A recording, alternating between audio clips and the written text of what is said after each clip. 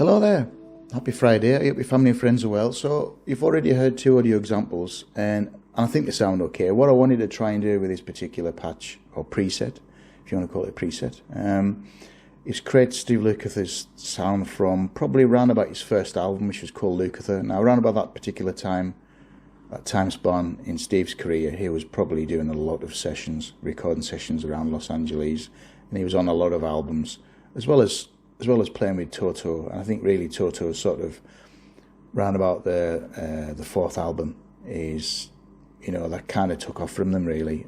Although everyone remember obviously Hold the Line, which was one from the first album. It was really Rosanna and Africa really that kind of elevated Toto really, and ever since that they were heavily involved with a lot of stuff. There was still, all the band was still doing sessions. What a lot of people might actually not know that all the Toto members are recorded on the Michael Jackson Thriller album. So you'll see the Picaro brothers on quite a few tracks. Luke played the bass on Beat It as well as done the rhythm guitar, and so on and so on. So they don't really get any credits, I don't think, for working on the Thriller album. And also Human Nature was a Toto song originally, and Quincy Jones was looking for another song, and they decided to throw this one on. So Human Nature would have been on a Toto album. Don't know what it would have sounded like, but the version on Thriller sounds actually really nice. So what we'll do is we'll go over the effects. So the two audio examples you heard, the first one was a dirty and the second one was a clean. But during that particular time is, you'll see when you saw this, heard the footage, you've seen the effects that we used for the dirty and the effects that we used for the clean. So throughout both tracks, these two effects are always switched on. So we'll go over the first effect, which is an equalization effect. There we go, there's settings for our EQ. Our next, this is a compressor. Now you don't have to have that here, so I'm not following a traditional standard, and this actually does sound quite nice through the FR 108 speaker, headrush speaker. I haven't got a Fender speaker, and I've seen a few videos and a lot of people have mentioned it hisses quite a lot when there's nothing going through it. That's just, you know, if it's a ground issue, I really don't know. So I've not really tried one of those yet. I'm hoping to try one. I'm very tempted to try one actually from my local music shop and just see what it sounds like. So the second area on the compressor is this one. So you'll see there's nothing really exciting with this one.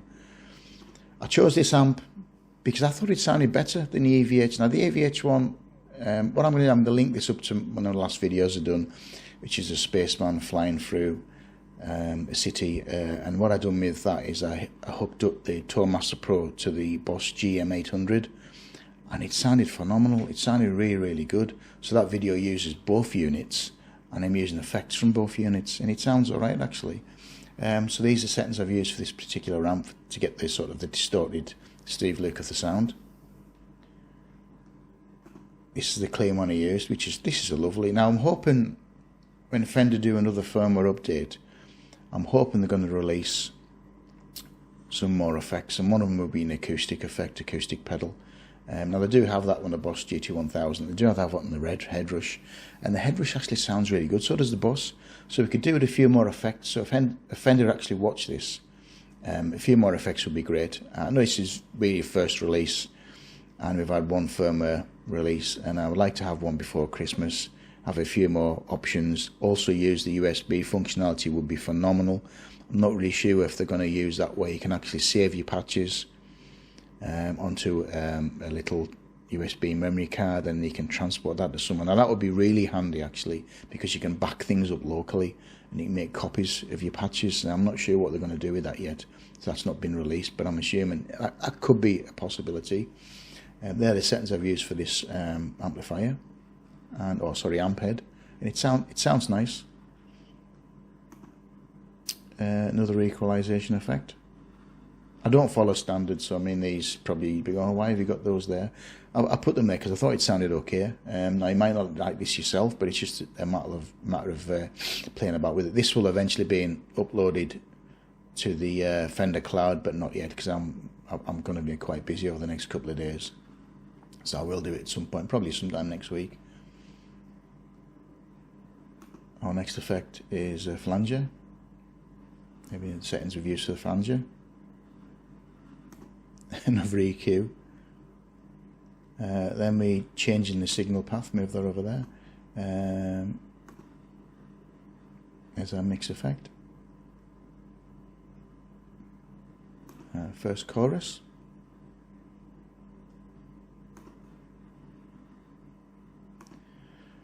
Now this next chorus is actually really, I quite like this one because you can customize this and have it sounding slightly different to this particular sound.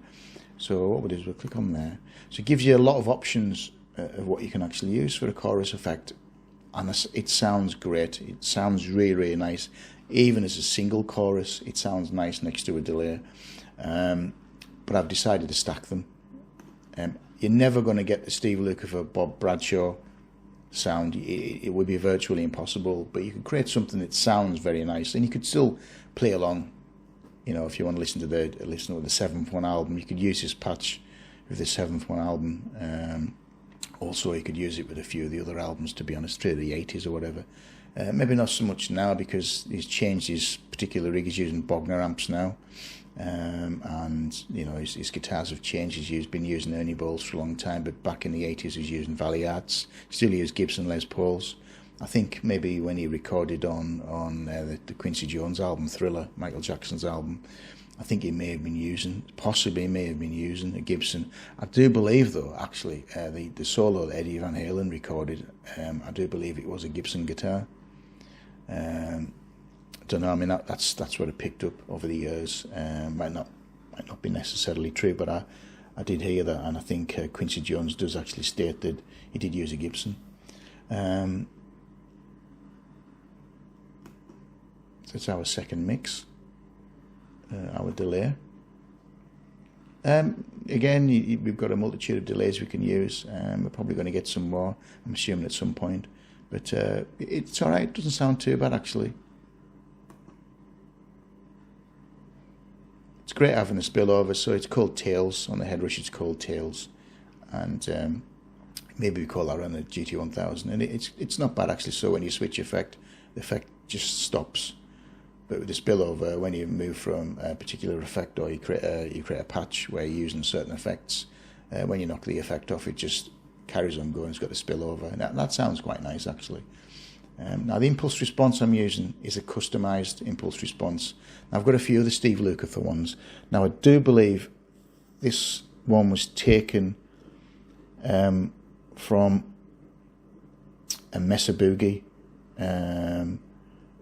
Now I do have others, which is a Seymour Duncan. Now I think this one sounds better because this is his Bogner. Now what I decided, I've got a few, and I put this one in, and this one sounds pretty good. So this is what someone sent me. So I created some stuff on the Headrush Prime, and after I think I done the was it the 80s, the LAL 80s one. Like there's a picture with Steve Lukather and Eddie Van Halen. And someone sent me some impulse responses after that, which was great. And I like this one. This one just sounded nice. So like I mentioned, I will probably pop this one up on the cloud, but it won't be for a wee while, over a week or so, something like that. But I will share it with you. It's free. So and so is the impulse response, which is great. We'll go over the foot switcher signs. No expression on this one. Now you can assign an expression, but I haven't. You know, he does use a wah-wah a little bit, some of his solos, but also for volume he does use that as well. But I haven't added it on this one. I could have done, but I didn't. Look at the foot switcher signs. So we've got Acoustasonic, we've got the Uber, nothing on that one. 3D chorus, EQ3 parametric, flanger and memory. You could swap them around if you want to. You know, if you wanted to obviously have the amps next to each other, you can pop that over there. Click on swap. So then you've got your two amps together. You know, so if you click on that amp and that amp, your foot's not moving very much from foot switch to foot switch. You can do it that way if you want to. And there you go. So it's a pretty, I think it's quite like this patch. It sounded okay through the Headrush FRFR 108, so I'm not sure what it would sound like from your speaker. I am using a Squier, but I'm using customized Seymour Duncans on my old Squier, and it sounds great. It sounds really, really good. So I think it's different if you play live. So I mean, the only thing I would sort of advise if you do play this live is, and you go to a sound check. Sound checks are a nightmare. We play a lot of pubs in the UK, and a lot of pubs have very, very low ceilings. So what I probably advise, and what I've done in the past, obviously, is I'll probably pop on my looper, hit the old power chord, hit the A chord, press record, hit the power chord, press record again, stop it, then press play, and then go wander around, and then you'll hear where the best sound is for where you're going to put your speaker or your amp. That's how I used to do my sound checks, and it works really well.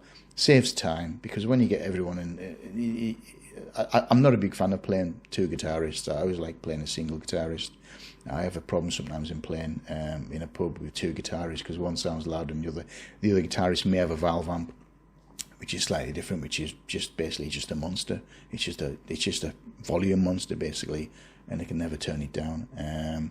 So generally what I would do is I would do my own sound check, and then as a single guitarist, then I'll probably do another sound check, or maybe do a sound check with the drums, the loudest instrument, and work it that way. So thanks again for watching. I hope you enjoy these. I'm going to do some more. But if you like this, click on the like button, subscribe to the YouTube channel, and I'll have some more out soon. So bye-bye for now.